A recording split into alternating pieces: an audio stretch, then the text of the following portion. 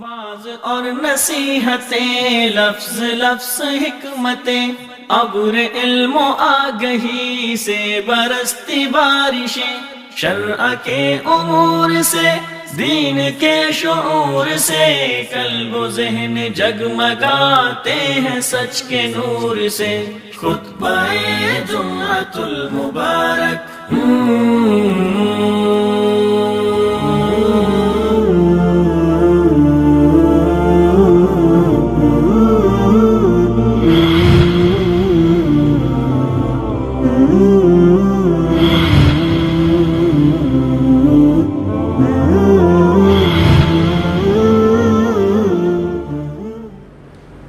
إن الحمد لله نحمده ونستعينه ونستغفره ونعوذ بالله من شرور أنفسنا ومن سيئات أعمالنا، من يهده الله فلا مضل له ومن يضلل فلا هادي له، أشهد أن لا إله إلا الله وحده لا شريك له، وأشهد أن محمدًا عبده ورسوله۔ اللهم صل على محمد وعلى آل محمد كما صليت على إبراهيم وعلى آل إبراهيم إنك حميد مجيد۔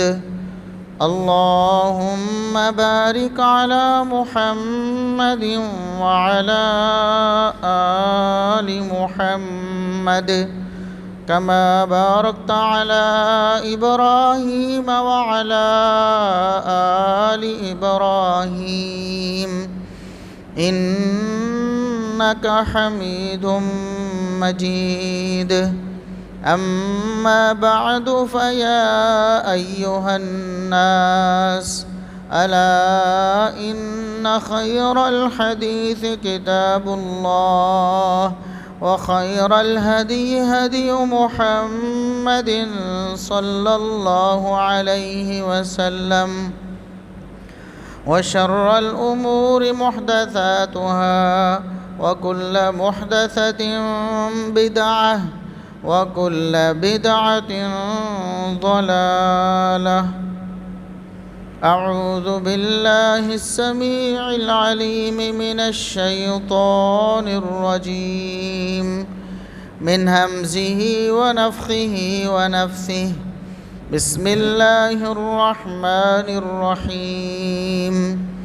ولقد بعثنا في كل أمة رسولا أن اعبدوا الله واجتنبوا الطاغوت، فمنهم من هدى الله ومنهم من حقت عليه الضلالة، فسيروا في الأرض فانظروا كيف كان عاقبة المكذبين۔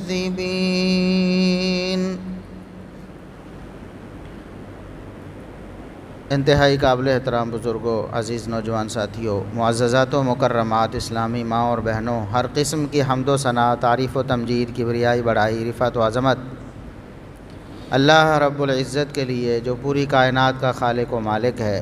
بے شمار لا تعداد، بے حد و حساب درود و سلام پیغمبر آخر الزماں، محسن انسانیت، محسن کائنات، جناب محمد الرسول اللہ صلی اللہ علیہ وسلم کی ذات اقدس پر۔ ایام قربانی گزر چکے ہیں۔ ابراہیم علیہ السلام کی مبارک سیرت اور ان کی سنت پر عمل کرتے ہوئے مسلمان قربانیاں کر چکے ہیں، لیکن جیسا کہ میں نے پہلے بھی پچھلے خطبے میں اشارہ کیا تھا کہ ابراہیم علیہ السلام کا عقیدہ، ان کا مشن اور ان کی محنت، یہ سب کچھ بھول کر ہم صرف قربانی کے جانوروں اور گوشت تک محدود ہو جاتے ہیں۔ ابراہیم علیہ السلام نے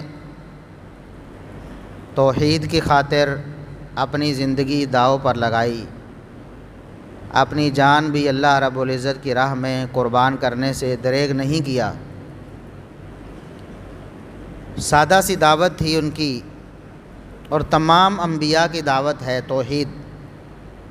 اللہ رب العزت نے فرمایا وَلَقَدْ بَعَثْنَا فِي كُلِّ أُمَّةٍ رَسُولًا، ہم نے ہر امت میں رسول بھیجا یہ دعوت دے کر کہ ان اعبدوا اللہ، خالص اللہ کی عبادت کرو، صرف اللہ کی عبادت کرو، وَاجْتَنِبُوا الطَّاغُوتَ، اور غیر اللہ کی عبادت سے بچ جاؤ، غیر اللہ کی عبادت سے باز آ جاؤ، رک جاؤ۔ فَمِنْهُمْ مَنْ هَدَى اللَّهُ، کچھ لوگ ایسے تھے جن کی قسمت میں ہدایت تھی اور جو دل کے مخلص تھے، ان کے دل میں انا نہیں تھی، ان کے دل میں تعصب نہیں تھا،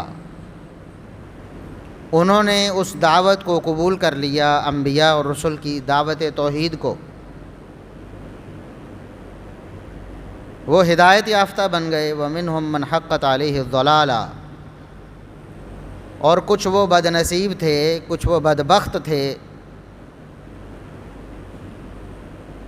جنہوں نے گمراہی پر رہنا پسند کیا اور انبیاء کی اس کھری اور سچی دعوت کو ٹھکرا دیا، اور اللہ رب العزت کی طرف سے گمراہی کا ٹھپا ان پر لگ گیا۔ تو ابراہیم علیہ السلام کی قوم نے بھی ایسا کیا، اور آج بھی ایسا ہوتا ہے۔ پے در پے ایسے واقعات ہمارے ملک میں رونما ہوتے رہتے ہیں۔ کچھ عرصہ پہلے آپ کو یاد ہوگا کہ خوشاب میں ایک بینک مینیجر قتل ہوا تھا۔ قصور صرف توحید کی بات کرنا اور توحید کی دعوت دینا، توحید کا کلمہ کہنا، اور ابھی عید کے دن ہی کچھ بدبختوں نے اسی توحید کی بنا پر 2 موحد اہل حدیث نوجوانوں کو شہید کر دیا۔ قصور یہاں بھی یہ ہے کہ انہوں نے توحید کی دعوت دی ہے اور توحید کے مشن کے لیے کام کیا۔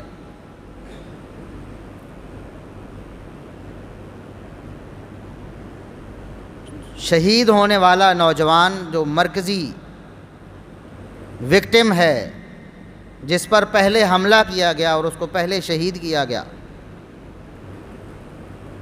وہ نوجوان جس نے اپنی زندگی توحید کے لیے وقف کر رکھی ہے، جس نے پورے علاقے کی مخالفت کو بالائے طاق رکھتے ہوئے وہاں اہل حدیث مسجد کا قیام عمل میں لایا، اور جو توحید کے لیے دن رات محنت کرتا تھا، اور جو دشمن ہیں توحید کے ان کی آنکھوں میں کھٹکتا تھا،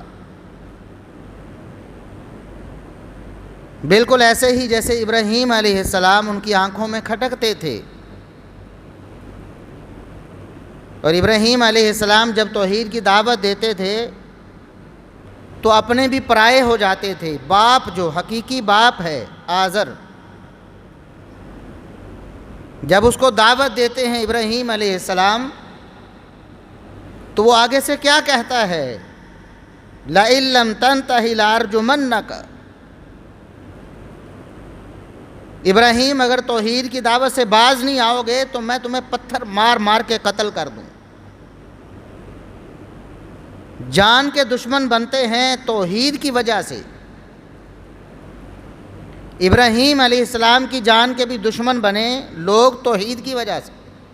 باپ نے کہا کہ اگر تم توحید کی دعوت سے باز نہ آئے تو میں تمہیں رجم کر دوں گا، پتھر مار مار کے جان سے مار دوں گا۔ وَاہْجُرْنِی مَلِيًّا، میری آنکھوں سے دور ہو جاؤ، دفع ہو جاؤ، تم توحید کی دعوت دیتے ہو، تم ہمارے معبودان باطلہ کے خلاف زبان چلاتے ہو، ایک آنکھ نہیں بھاتے ہو، ہم ایک لمحہ تمہیں برداشت کرنے کے لیے تیار نہیں ہیں۔ یہ جد الانبیاء اولو العزم پیغمبر ابراہیم علیہ السلام کو کہا گیا تھا اور باپ کی طرف سے کہا گیا تھا۔ اور پھر جب انہیں سمجھانے کی خاطر، ان کے معبودان کی بے بسی کو واضح کرنے کی خاطر ان کے بتوں کو توڑا، تو پھر ان کا پارا اور ہائی ہو گیا، ان کی دشمنی میں اور ابال آیا۔ انہوں نے آگ کے لیے ایندھن اکٹھا کیا، تاریخ کی بہت بڑی آگ جلائی گئی، اور اس آگ کو جلا کر اس میں ابراہیم علیہ السلام کو پھینک کر ان سے جان چھڑوانے کی کوشش کی گئی، سیدھا انہیں شہید کرنے کی کوشش کی گئی، اور ابراہیم علیہ السلام نے جان کی پرواہ نہیں کی ہے، آگ میں پھینکا جانا برداشت کر لیا ہے، توحید پر کوئی کمپرومائز نہیں کیا۔ اور یہی ہمارے نبی محمد الرسول اللہ صلی اللہ علیہ وسلم کے ساتھ ہوا۔ لوگ تو صادق و امین کہتے تھے، لوگ تو صدقے واری جاتے تھے، لوگ تو اپنے فیصلے کرواتے تھے محمد الرسول اللہ صلی اللہ علیہ وسلم سے اس وقت تک جب تک آپ نے توحید کی دعوت نہیں دی تھی۔ آپ تو سب کی آنکھوں کے تارے تھے اس وقت تک جب تک آپ نے توحید کی دعوت نہیں دی، اور عین اسی وقت جب آپ پہاڑ پر چڑھ کر لوگوں کو بلا رہے تھے میری بات سنو، اور لوگ بات سننے کے لیے آئے بھی تھے، توحید کی دعوت دینے سے ایک لمحہ پہلے محمد الرسول اللہ صلی اللہ علیہ وسلم نے پوچھا تھا، بتاؤ میرے بارے میں تمہارا خیال کیا ہے؟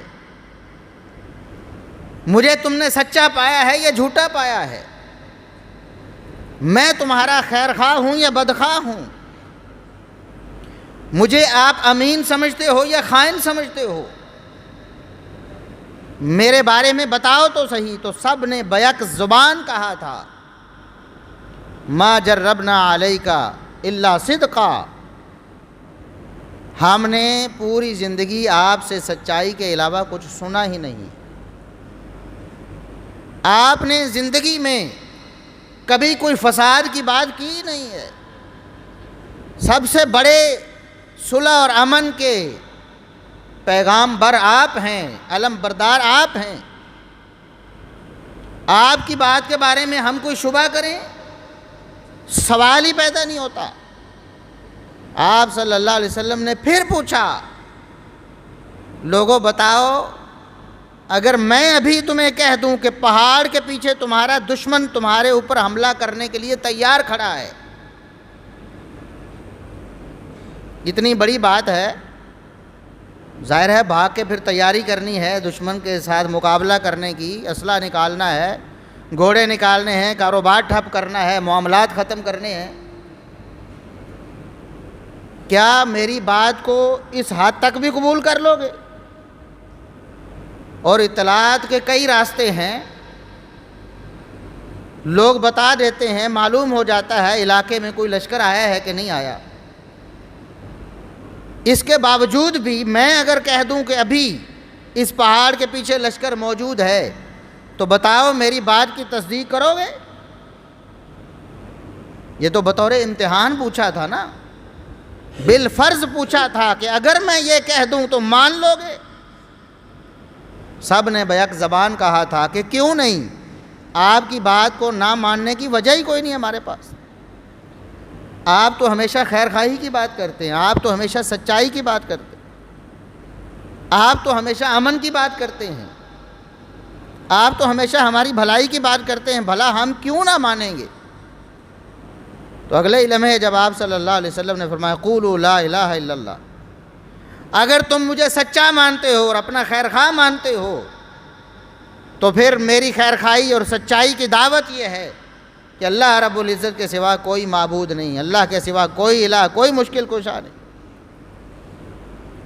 ایک اللہ کو اپنا حاجت روا مان لو، مشکل کشا مان لو، بگڑی بنانے والا مان لو۔ بس پھر کیا تھا؟ ایک لمحہ پہلے جو صادق و امین کہا جاتا تھا، جسے جسے کہتے تھے، جسے مانتے تھے، ایک لمحہ بعد توحید کی دعوت کی وجہ سے اس کے دشمن بن گئے، خون کے پیاسے ہو گئے، حتیٰ کہ اپنے چچا نے کہا، ابو لہب نے، معاذ اللہ، نعوذ باللہ، تبا لک یا محمد، نعوذ باللہ، استغفر اللہ، توہین کر دی محمد الرسول اللہ صلی اللہ علیہ وسلم کی، بد دعا دی آپ صلی اللہ علیہ وسلم کو۔ یہ انجام ہوتا ہے توحید کی دعوت کا اور توحید کے مشن پر کاربند ہونے کا۔ لوگ دشمن بنتے ہیں، خون کے پیاسے ہوتے ہیں۔ پھر آپ صلی اللہ علیہ وسلم کو شہید کرنے کے لیے کئی بار کوششیں کی گئی، چھپ چھپ کر بھی وار کرنے کی کوشش کی گئی کہ آپ صلی اللہ علیہ وسلم کو شہید کر دیا جائے۔ وجہ عناد کیا ہے؟ صرف توحید کی دعوت، اور کوئی دشمنی نہیں، نہ جائیداد کا جھگڑا ہے، نہ مال کا کوئی مطالبہ ہے، صرف توحید کی دعوت کی بنا پر اور بھی انبیاء کو شہید کیا گیا۔ قرآن نے کہا وَيَقْتُلُونَ النَّبِيِّينَ بِغَيْرِ الْحَقِّ، لوگوں نے نبیوں کو ناحق قتل کیا ہے، شہید کیا ہے۔ قصور ایک ہی ہے، دعوت توحید، کیونکہ سب انبیاء نے سب سے پہلے توحید کی دعوت دی، ان اعبدوا اللہ ما لکم من الہ غیرہ، کہ لوگوں اللہ کی عبادت کرو، اللہ کے سوا کوئی حاجت روا، کوئی مشکل کشا، کوئی معبود نہیں ہے، کوئی نظر و نیاز کے قابل نہیں ہے۔ اور یہی بات وہ نوجوان کہتے تھے اور اسی بات کو آگے پھیلاتے تھے، اور اس جرم کی پاداش میں انہیں عید کے دن شہید کر دیا گیا۔ میں تو کہتا ہوں کتنے خوش بخت ہیں کہ ہم نے ابراہیم علیہ السلام کی سنت پر عمل کرتے ہوئے جانوروں کو ذبح کیا، جانوروں کے گلے پہ چھری چلائی، اور انہوں نے ابراہیم علیہ السلام کی سنت پر عمل کرتے ہوئے اپنی گردنیں پیش کر دیں، اپنے خون پیش کر دیے، اور توحید کے علم کو نیچا نہیں ہونے دیا۔ دعوت کیا تھی؟ یہی کہ عقیدہ توحید لازم ہے، کوئی عمل بھی عقیدہ توحید کے بغیر قبول نہیں ہوتا۔ ابراہیم علیہ السلام کی سنت پر عمل کر رہے ہو تو سوچو کہ ابراہیم علیہ السلام کا عقیدہ کیا تھا۔ کیا ابراہیم علیہ السلام کی سنت صرف یہ ہے کہ جانور کے گلے پہ چھری چلاؤ؟ اپنے عقیدے کو نہ دیکھو، اپنی فکر کو نہ دیکھو، اپنے نظریے کو نہ دیکھو۔ یہی دعوت دی کہ ابراہیم علیہ السلام کی سنت پر عمل کرتے ہوئے ان کے عقیدے کو دیکھو۔ شرک کرنے والے کا کوئی عمل اللہ کے ہاں قبول نہیں ہوتا۔ یہ دعوت ہے، اور اس دعوت کی پاداش میں شہید کر دیا گیا کہ یہ دعوت کیوں دیتے ہو؟ غیر اللہ کے نام پہ نظر و نیاز جائز نہیں ہے، قربانی صرف اللہ کے نام پہ، جانور کو ذبح کرنا صرف اللہ کے نام پہ، غیر اللہ کے نام پہ ذبح کرنا یہ لعنت والا فعل ہے۔ محمد الرسول اللہ صلی اللہ علیہ وسلم نے فرمایا، صحیح مسلم کی حدیث ہے، اللہ کی لعنت ہے ایسے شخص پر من ذبح لغیر اللہ، جس نے غیر اللہ کے لیے جانور کو ذبح کیا۔ یہ جرم تھا ان نوجوانوں کا جس کی پاداش میں انہیں شہید کر دیا گیا۔ تم نے سوچا نہیں کہ ابراہیم علیہ السلام کی سنت پر عمل کر کے وہ تو ابدی راحت پا گئے، وہ تو انشاءاللہ جنتوں کے مہمان بن گئے، وہ تو اپنی دنیا آخرت سدھار گئے، اور تم نے بدبختی میں وہی کام کیا جو انبیاء کے دشمن کرتے چلے آئے تھے، توحید کی بنا پر ان کو شہید کرتے چلے آئے تھے، تم نے ان کی سنت پر عمل کیا، تم نے ظلم کی داستانیں رقم کی۔ اور یہ کوئی ایک واقعہ، دو واقعے، 3-4 واقعات نہیں ہیں۔ اسلام کی تاریخ،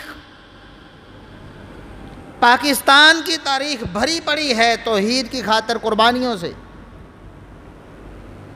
ہمارے علماء کو، ہمارے قائدین کو شہید کیا گیا توحید کی دعوت کی بنا پر۔ کبھی ہم نے دھماکے برداشت کیے اور اپنے قائدین اور اپنے علماء کی لاشوں کو اٹھایا، کبھی گولیاں سینوں میں اتاری گئیں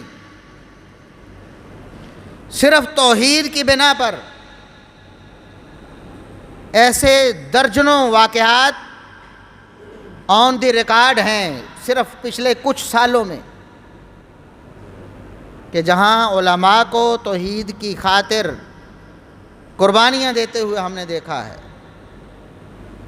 اور باقی جو معاملات ہیں، جیلوں میں بھیج دینا، جھوٹے کیس کر دینا، گستاخی کا الزام لگا دینا، توہین رسالت کے جھوٹے پرچے کروا دینا، کہ یہ کہتے ہیں کہ نبی غیب نہیں جانتے، یہ توہین کر رہے ہیں، یہ گستاخ ہیں نبی کے۔ یہ کہتے ہیں نبی نور نہیں ہیں، بشر ہیں، یہ گستاخ ہیں۔ یہ کہتے ہیں کہ نبی غیب نہیں جانتے، یہ گستاخ ہے۔ ان کے خلاف توہین رسالت کے جھوٹے مقدمے کرو، ان کو جیلوں میں ڈالو، ان کو سبق آئے کہ توحید کی دعوت کیسے دیتے ہیں۔ لیکن اللہ کے فضل و کرم سے یہ گردنیں کبھی جھکی نہیں ہیں، کٹتی رہی ہیں، کٹتی رہیں گی، لیکن کبھی جھکیں گی نہیں۔ ہماری تو زندگی کا مقصد ہی توحید کی دعوت ہے اور سنت کی دعوت ہے۔ اس کے بغیر اس دنیا میں رہنے کا فائدہ کیا ہے؟ ہم اللہ کے فضل و کرم سے پرامن لوگ ہیں۔ ہمارا منبر و محراب اس بات کا گواہ ہے کہ کبھی ہم نے تشدد کی دعوت نہیں دی، شدت پسندی کو ابھارا نہیں ہے۔ لوگوں کو یہ نہیں کہا کہ قانون کو ہاتھ میں لو اور جا کے فلاں کو قتل کر دو، لیکن ہمارے خلاف فتوے بازی ہوئی ہے، ہمارے قتل کے فتوے دیے گئے، ہمارے علماء کے قتل کے فتوے دے کر ان کو شہید کروایا گیا۔ اور ابھی بھی یہ ہوا، قتل کرنے والے بدبخت تو عام نوجوان ہیں نا، اور ان کی برین واشنگ کرنے والے، ان کے دماغ کو خراب کرنے والے، توحید کے خلاف ان کو مشتعل کرنے والے وہی لوگ ہیں جو بدبخت اس منبر و محراب کے لیے، اس منصب کے لیے داغ ہیں، داغ۔ اگر آپ کو توحید کی دعوت پسند نہیں آتی، کم از کم تشدد پر اور شدت پسندی پر ابھارے نا لوگوں کو۔ آپ اپنی مسجد میں جو مرضی خطبے دیں، آپ کو کسی نے روکا ہے؟ ہم نے کبھی کہا ہو کہ فلاں مولوی نے یہ کہہ دیا ہے، جاؤ اس سے نمٹ کر آؤ؟ ہماری تو یہ فکر ہی نہیں۔ نہ کتاب و سنت نے ہمیں یہ سبق دیا، نہ ہمارے اسلاف نے، ہمارے علماء نے ہمیں یہ سبق پڑھایا۔ ہم کہتے ہیں برداشت کرو اگر انہوں نے برا کہا ہے۔ ہم محمد الرسول اللہ صلی اللہ علیہ وسلم کے ماننے والے۔ لوگ پتھر مارتے رہے، لوگ خون کے پیاسے ہوتے رہے، لوگ طرح طرح کے ہیلے بہانوں سے محمد الرسول اللہ صلی اللہ علیہ وسلم کو راستے سے ہٹانے کی کوشش کرتے رہے، لیکن آپ صلی اللہ علیہ وسلم ان کے لیے ہدایت کی دعائیں کرتے رہے۔ اللہم اہد قومی فإنہم لا یعلمون، اے اللہ میری قوم کو ہدایت دے دے، یہ بیچارے جاہل ہیں، ان کو عقیدہ توحید کی قدر و قیمت کا پتہ نہیں ہے، اس لیے دشمن بنے ہوئے ہیں۔ ہم تو ہدایت کے لیے دعا کرتے ہیں اور توحید کی دعوت دیتے ہیں۔ ابراہیم علیہ السلام نے کیا کیا؟ بتوں کو توڑ دیا۔ تصور کریں، ابراہیم علیہ السلام کی سنتوں پر عمل کرنے کا بڑا شوق ہے، صرف جانوروں پر قربانی کر لے۔ آج اگر کوئی شخص یہ کر دے، اس ملک میں کسی بت کو ڈھا دے، تو بتائیں یا تو شہادت اس کا مقدر ہے، یا کم از کم بدترین مقدمات ساری زندگی جھیلتا رہے گا کہ اتنا بڑا قدم اٹھا لیا، بت توڑ دیے ہیں۔ ابراہیم علیہ السلام نے بت توڑے ہیں اور توڑ کر ان کو دعوت دی ہے کہ بتاؤ ان بے بس لوگوں کو تم پکارتے ہو، ما لا ینفعکم شیئا ولا یضرکم، تمہیں نفع بھی نہیں دے سکتے، تمہیں نقصان بھی نہیں دے سکتے، تمہارا نفع نقصان تو دور کی بات ہے، اپنے نفع نقصان کے مالک نہیں، جو اپنے آپ کو دشمن سے بچا نہیں سکے، توڑنے والے کے سامنے بے بس ہو کر ٹوٹ گئے ہیں، ایسوں کو پکارنے سے تمہیں کیا فائدہ ہوگا؟ تمہاری پکار سن نہیں سکتے، سن لیں تو آگے سے جواب بھی نہیں دے سکتے، تمہاری فریاد کو پورا کرنا تو دور کی بات ہے۔ یہی دعوت ہے نا، ہماری دعوت ہے، یہی دعوت ہے۔ اور جو بت بنائے ہوئے تھے، جو مورتیاں سجائی ہوئی تھیں دیواروں پہ، وہ پیچھے صالحین کی تھی، نیک لوگوں کی تھی۔ پہلے بھی میں کئی دفعہ عرض کر چکا ہوں کہ یہ بت پرستی اور بت سازی کا عمل نوح علیہ السلام کی قوم سے شروع ہوا، اور شروع ایسے ہوا تھا کہ انہوں نے کہا کہ ہمارے بزرگ فوت ہو گئے ہیں، ہم پیچھے نہ خلف رہ گئے ہیں، یہ ہمارے بزرگ جو تھے ہمیں نیکی کی دعوت دیتے تھے، بڑے نیک تھے، بڑے پارسا تھے، آج ہم میں کوئی باقی نہیں رہا ان کے لیول کا بندہ، تو ہم ان کی مورتیاں بنا کر رکھتے ہیں۔ شیطان نے ان کے دل میں یہ بات ڈالی، ان کی مورتیاں بناؤ، ان کے بت رکھو، بنا کے چوکوں میں، چوراہوں میں اور ان مجلسوں اور جگہوں میں جہاں پر یہ بیٹھ کر نیکی اور عبادت کیا کرتے تھے اور ہمیں دعوت دیا کرتے تھے، تاکہ ان کو دیکھ کر ہمیں کچھ تو شرم آئے کہ یہ ہمارے آباء و اجداد ہے، یہ کیا تھے اور ہم کیا ہیں۔ اس نیت سے انہوں نے بنا لیے بت، اور اس کے بعد اگلی نسلوں میں ان کی عبادت شروع ہو گئی۔ یہ ہے اس کی تاریخ۔ یہ جو بت بنائے ہوتے تھے یہ بزرگ ہستیوں کے بنائے ہوتے تھے، نیک لوگوں کی مورتیاں سجائی ہوتی تھی۔ اور کسی نے کیا خوب ہی کہا ہے کہ وہ لوگ کھڑا کر کے پوچھتے تھے، یعنی بزرگوں کی مورتیوں کو کھڑا کر لیتے تھے اور ان کو پکارتے تھے، فریادیں کرتے تھے ان سے، اور ہمارے لوگ لٹا کے پوچھ لیتے ہیں، قبر میں لٹا کر ان سے فریادیں کر لیتے ہیں۔ قرآن نے کہا ان الذین تدعون من دون اللہ عباد امثالکم، اور مشرکین مکہ جن کی تم عبادت کرتے ہو تمہاری طرح کے ہی تو بندے تھے۔ آج کہتے ہیں جی ہم تو بزرگوں کی پوجا کرتے ہیں، ان کو فریاد کرتے ہیں، اور تم بتوں والی آیتیں ہیں اس پر فٹ کرتے ہو۔ ہمارے بزرگ کوئی بت تو نہیں تھے نا، وہ تو بزرگ تھے، اور مشرکین مکہ تو پتھروں کی عبادت کرتے تھے، اور پتھروں کو تو بطور مورتی اور مجسمہ بنایا تھا انہی بزرگوں کا جن سے وہ فریادیں کرتے تھے، جن سے وہ فریادیں کرتے تھے۔ اور اللہ نے فرمایا قرآن میں کہ جن بتوں کی، جن مورتیوں کو تم پکار رہے ہو نا، ان مورتیوں والے بھی تمہاری طرح کے بندے تھے، تم اللہ سے کیوں نہیں مانگ لیتے؟ کیونکہ یہ بزرگ بھی اپنی زندگی میں اللہ سے مانگتے رہے۔ تم حاجت روا اسی خدا کو کیوں نہیں مان لیتے جس خدا کو حاجت روا یہ بزرگ اپنی زندگی میں مانتے رہے؟ اور اللہ نے فرمایا یا ایھا الناس انتم الفقراء الی اللہ، تمام کے تمام انسان، جو بھی انسان اس کائنات میں ہے، آیا ہے، آنا ہے، وہ اللہ کا محتاج ہے، وہ بے نیاز نہیں ہو سکتا، وہ محتاج ہے، اور جو محتاج ہو وہ حاجت روا مشکل کشا نہیں ہو سکتا۔ انبیاء نے اللہ کو پکارا ہے، دکھ تکلیفیں سہی ہیں، برداشت کیا ہے سب کچھ، پتھر کھائے ہیں، خون بہائے ہیں، دانت شہید کروائے ہیں، انبیاء نے جانیں قربان کی ہیں۔ ابراہیم علیہ السلام آگ میں ڈال دیے گئے، پھینک دیے گئے، کیوں نہ اشارہ کر کے سب کو ختم کر دیتے؟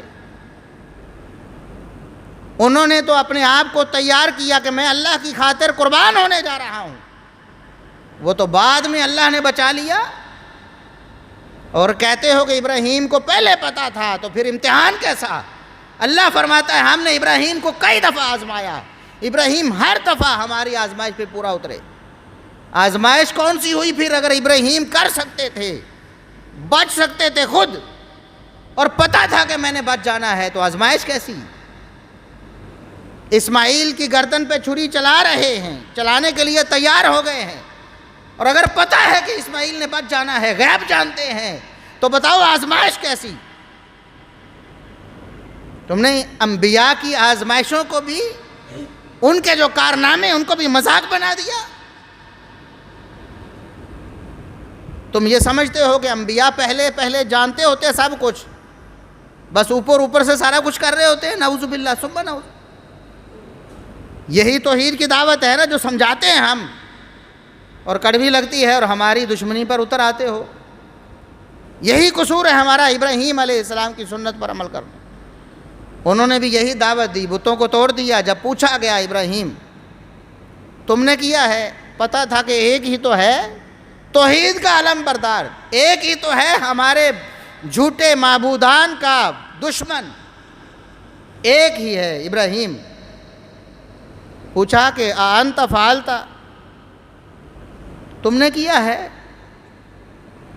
تو ابراہیم علیہ السلام کہتے ہیں اپنے بڑے بٹ سے کیوں نہیں پوچھ لیتے جو صحیح سلامت بیٹھا ہوا ہے، باقی سارے ٹوٹے ہوئے ہیں، اس سے کیوں نہیں پوچھ لیتے؟ تو انہوں نے کہا ابراہیم تمہیں پتہ تو ہے یہ کچھ نہیں کر سکتے، یہ بیچارے بے بس لاچار ہیں۔